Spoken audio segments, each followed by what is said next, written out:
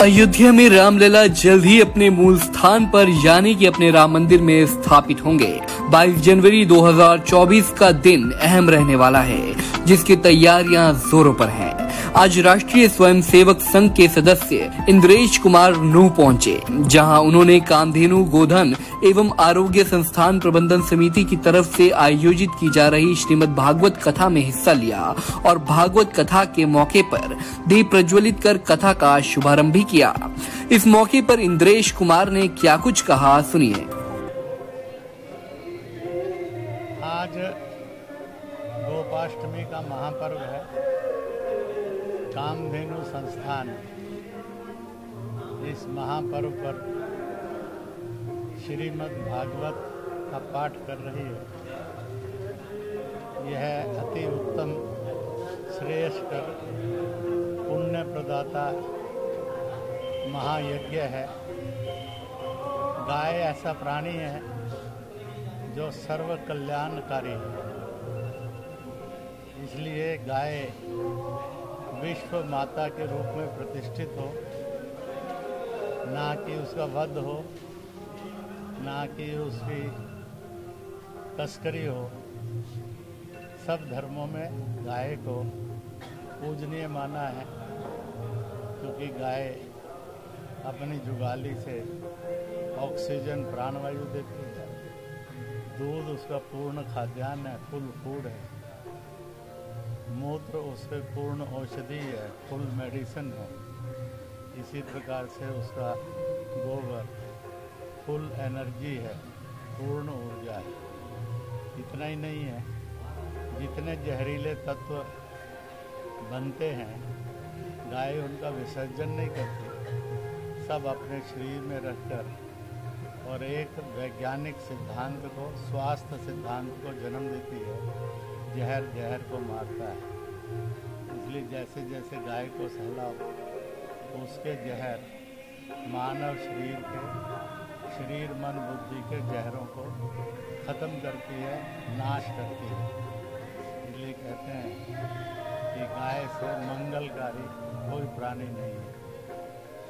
यहाँ आए और दूर मेवात के इस क्षेत्र के अंदर सतपाल गुप्ता जी ने और उनकी पत्नी शशि ने मिलकर सब लोगों को साथ लेते हुए, और क्या अकेला नहीं कर सकता, इसका एक जीवमान उदाहरण रखा है कि अगर ईश्वर भक्ति हो जाए, मन में संकल्प हो जाए, तो एक विलक्षण और क्रांतिकारी काम भी वो कर सकता है। इसको पहले भी देखा, आगे भी देख रहे हैं, और मुझे लगता है कि इसको और अधिक विकसित होते हुए ये मेवात की और मानवता की कायाकल्प का एक सुंदर उदाहरण बनेगा। आज श्रीमद् भागवत का पाठ भी प्रारंभ हुआ है, जिसको सुनना और जिसमें आकर रंग जाना आदमी को उसके पापों से मुक्त करता है और पुण्य प्रदान करता है। और ठाकुर जी अपनी मधुर वाणी से उस ईश्वरीय प्रसाद का वितरण कर रहे हैं। मुझे ये लगता है गाय आधारित अगर स्वास्थ्य, गाय आधारित अगर अर्थव्यवस्था बने तो विश्व को भ्रष्टाचार से, मिलावट से, हाहाकार से मुक्त करके, संघर्षों से मुक्त करके आनंदमयी बनाया जा सकता है। इस प्रकार से गोपाष्टमी का ये संदेश जन जन तक जाए, यही आज के इस कार्यक्रम का और पर्व का उद्देश्य है। सर, 5 राज्यों में चुनाव है, क्या कहोगे 5 राज्यों के चुनाव हो रहे हैं, लोकतंत्र है, लोग अपना वोट डालेंगे। जो भी परिणाम आएगा सबने उसको सहर्ष से स्वीकार करना चाहिए। परंतु कोई चुनाव ना सेमीफाइनल होता है ना फाइनल होता है, क्योंकि बार बार आता रहता है। और इसलिए जो भी परिणाम आएंगे अच्छे आएंगे।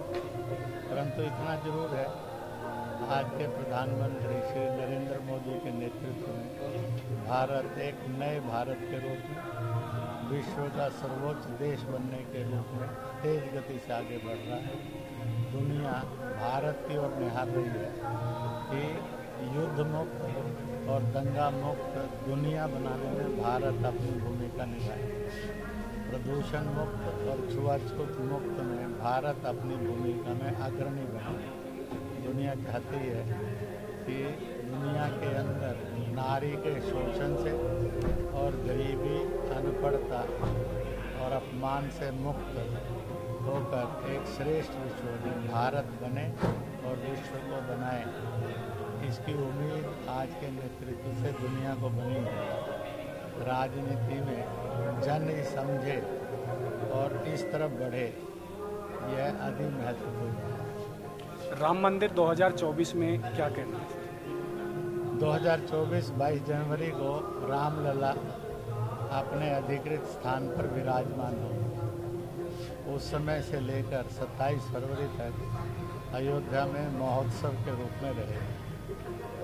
22 जनवरी को देश के जितने भी छोटे बड़े मंदिर हैं, गांव-गांव के अंदर, गली मोहल्लों के अंदर, किसी भी मत पंथ के हों वो सजे, श्री राम जय राम की एक माला हो, फिर अपने अपने धर्म के अनुसार लोग पूजा करें। अयोध्या से जो प्रसाद आया होगा वह जिला जिला में, ब्लॉक ब्लॉक में पहुंचेगा। लोकल प्रसाद बनाकर उसमें डलता जाएगा, हर जन को प्रसाद मिले। 1 से 15 जनवरी तक राम का चित्र और अक्षत चावल यह घर घर पहुंचेंगे, जो निमंत्रण देंगे। मिलकर 22 जनवरी को एक बड़ा दीपोत्सव मनाएं, सब भेद खत्म हो जाए, सब नफरतें मिट जाएं और सब एक रस होकर एक हो जाएं, इसका संदेश देंगे। इसलिए अपील की गई है, मंदिर सजाएं। मंदिर का अर्थ केवल सनातनी मंदिर नहीं, वो जैन हो, बौद्ध हो, सिख हो, आर्य समाजी हो, सनातनी हो, राधा स्वामी हो, निरंकारी हो, ब्रह्म कुमारी हो, इवन हो तो दरगाहें भी सजें और चर्च भी सजें और सब करें। और उसी दिन शाम को गली मोहल्ले में, घर दुकान पर और चिराग रोशन करके सब प्रकाशमय करें। अंधकार का नाश हो, प्रकाश की जय जयकार हो, अज्ञान जाए और ज्ञान आए, ऐसा शुभ पर्व 22 जनवरी सबके मंगल का। इंद्रेश कुमार ने गोपाष्टमी के मौके पर गाय के महत्व और जीवन में गाय की भूमिका पर अपनी प्रतिक्रिया दी। वहीं इंद्रेश कुमार ने राम मंदिर पर कहा कि 22 जनवरी 2024 को रामलला अपने स्थान पर विराजमान होंगे। 22 जनवरी से लेकर 27 फरवरी तक अयोध्या में महोत्सव मनाया जाएगा। इंद्रेश कुमार ने कहा कि 22 जनवरी को देश के जितने भी छोटे बड़े मंदिर होंगे, गाँव होंगे, गलियां होंगी, मोहल्ले होंगे, सभी को सजाया जाएगा। उन्होंने कहा कि अयोध्या से जो प्रसाद आया है वो हर जिले गांव में पहुंचाया जाएगा, हर व्यक्ति तक। वहीं इस मौके पर गौशाला संचालक एसपी गुप्ता ने क्या कुछ कहा वो भी सुनिए। गोपाष्टमी के इस पावन पर्व पर मैं सभी देशवासियों को शुभकामनाएं देता हूं और सबके अच्छे स्वास्थ्य की कामना करता हूं। देखिए, आज इस पावन पर्व पर निस्सिंधे गौ माता जो है ना, ब्रह्मांड का सर्वोत्तम प्राणी है।